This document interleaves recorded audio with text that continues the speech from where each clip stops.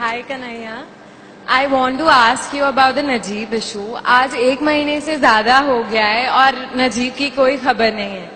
तो आपको क्या लगता है, आप तो जेएनयू का हिस्सा हैं, तो आपको क्या लगता है कि गवर्नमेंट क्या स्टेप्स ले रही है उसे वापस लाने के लिए? देखिए, गवर्नमेंट का जो एक टैक्टिक्स मैं समझ पाया हूं वो ये है कि वो एक बात को समझ गई है कि उसको एक मुकम्मल अपोजिशन इस देश के अंदर नहीं मिल पा रहा है।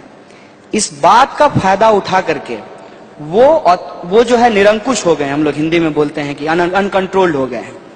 तो वो क्या कर रहे हैं कि जनता के क्या मुद्दे हैं ये इंपॉर्टेंट नहीं है, वो मुद्दे हमारे बीच में फेंक रहे हैं। और आप देखिए कि हर 15 दिन में एक नया मुद्दा आ जाएगा। मतलब कुछ दिन पहले सर्जिकल स्ट्राइक चल रहा था, उसके बाद जो है नोटबंदी चलने लगी, कभी नजीब आ जाएगा, कभी कन्हैया आ जाएगा, कभी रोहित आ जाएगा। मतलब हम ऐसे सवालों पे फंसे रहेंगे जिसका संबंध इस देश के स्ट्रक्चर से है, उस पर कोई चर्चा नहीं होगी। आप देखिए, मैं 3 उदाहरण आपको देता हूं और 3 आइडेंटिटी के लोग हैं। रोहित वेमुला का इंस्टीट्यूशनल मर्डर होता है, उसमें किस तरीके से एडमिनिस्ट्रेशन का और एमएचआरडी का इन्वॉल्वमेंट है उसके न्यूज जो है लोगों के सामने आ चुके हैं। लेकिन जब एमएचआरडी ने कमिटी बनाई तो कमिटी इसके लिए नहीं थी कि उसको किन परिस्थितियों में आत्महत्या करनी पड़ी, कमिटी इसके लिए थी कि वो दलित है कि नहीं है। उसके बाद आप आइए दादरी के केस में। दादरी में एक इंसान को लिंच किया जाता है, मार दिया जाता है। क्या है भाई? तो उसके घर में गाय का मांस है। पुलिस क्या रिपोर्ट दे रही है, कितने लोग मारने आए, किस हथियार से मारे, कैसे उसकी हत्या हुई, ये रिपोर्ट नहीं आती है। रिपोर्ट किसका आता है? लैब का। उसमें क्या कहा जाता है? नहीं, बकरे का मांस नहीं था, गाय का ही मांस था। मतलब अखलाक जो जिंदा था उसको मार दिया गया, वो महत्वपूर्ण नहीं है, मांस किसका था ये महत्वपूर्ण है। तीसरे केस में आइए, जेएनयू के केस में। जेएनयू में क्या कहा गया? देश विरोधी नारे लगाए गए। अरे देश माने देश क्या है? ये कोई बड़ा पाव है कि कोई आदमी आएगा और हाथ से उठा करके देश को खा लेगा? 5 लोग 10 लोग कुछ देश के खिलाफ बोल देंगे और हमारा देश टूट जाएगा। लेकिन उसको कैसे किस तरीके से पूरा का पूरा एक हवा खड़ा किया गया। और रिपोर्ट किसकी आती है? लैब की, कि वीडियो डॉक्टर नहीं था। भाई कौन वीडियो डॉक्टर नहीं था? जो रॉ था। अपने आप में कितना कॉन्ट्राडिक्टरी और रिडिकुलस बात है कि जो रॉ है वो कैसे मॉर्फ्ड होगा, वो कैसे डॉक्टर्ड होगा।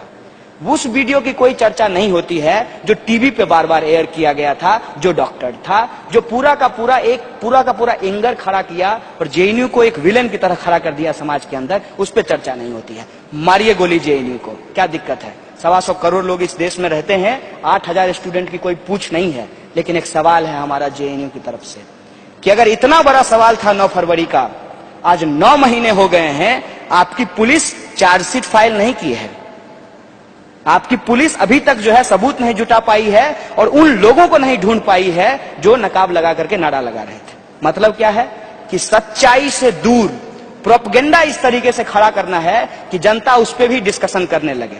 आप फेसबुक पे कोई भी कंस्ट्रक्टिव काम करना शुरू किए हो, इमीडिएटली जो है एक बम फूटेगा, उसमें जो है एक नया मुद्दा आएगा और तमाम लोग उसके ही चिट चैट में जो है वो लग जाएंगे। ये जो सरकार हमारे साथ कर रही है, हो सकता है कि कल को एक नया मुद्दा आ जाए, तो ये क्या कर रही है? ये टेस्ट कर रही है कि जनता के अंदर कितनी कंसिस्टेंसी है। क्या वो उस सवाल को, पुरस्कार वापसी के सवाल को, अंबेडकर पेरियार स्टडी सर्किल पे जो बैन हुआ, एफटीआईआई में जो गजेंद्र चौहान को बिठाया गया, रोहित वेमुला की जो संस्थानिक हत्या की गई, कन्हैया और दूसरे लोगों को जो जेल भेजा गया, उसके बाद आप देखिए ये नोटबंदी, सर्जिकल स्ट्राइक, हनुमान थप्पा, किसान, सेना के खिलाफ नहीं, देश हित, देश सब कुछ है, देश सबसे ऊपर है, सरकार की आलोचना नहीं कर सकते हैं। और आलोचना किया मोदी जी को तो एक लड़के को झारखंड में इतना मारी पुलिस कि वो लड़का अपनी जान से चला गया। इस स्थिति में देश को ला करके खड़ा कर दिया गया है। इसमें ये तमाम सवाल कि जब हम कहते हैं जस्टिस फॉर नजीब, तो वो जस्टिस फॉर रोहित वेमुला भी है। जब हम कहते हैं जस्टिस फॉर रोहित वेमुला, तो वो जस्टिस फॉर अखलाक भी है।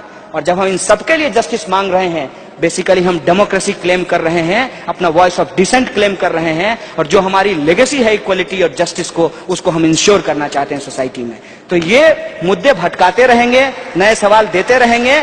हमारा काम है कि हम भूलेंगे नहीं और इनसे एक एक मुद्दे पे पूछा जाएगा कि 2 करोड़ रोजगार कहां है, 15 लाख रुपया हमारे खाते में क्यों नहीं आया, बुलेट ट्रेन अभी तक क्यों नहीं चली, महंगाई कम क्यों नहीं हुआ और महिलाओं पे अत्याचार क्यों नहीं रुके। ये हमारा काम होना चाहिए।